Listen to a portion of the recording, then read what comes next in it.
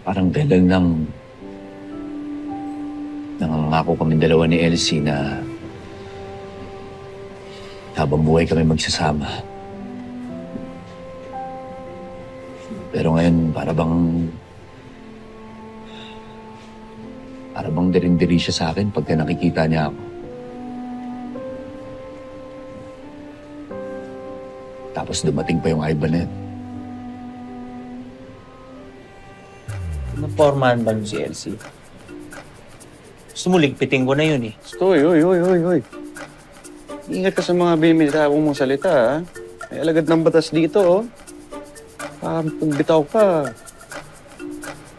Hindi ko alam kung anong plano niya kay Elsie, pero base sa pananalita niya, parang gusto niya nang pakasalan si Elsie. Isipin niyo kanina, bigla-bigla na lang pumasok sa kwarto ni Elsie, tapos niyakap si Elsie na mahigpit.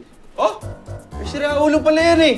Ako natatapos dyan. Boss Bokyo, sir. Huwag mo ilagay sa kamay mo ang batas. Anong binubunot mo dyan? Wala. Wala lamang kamay ko.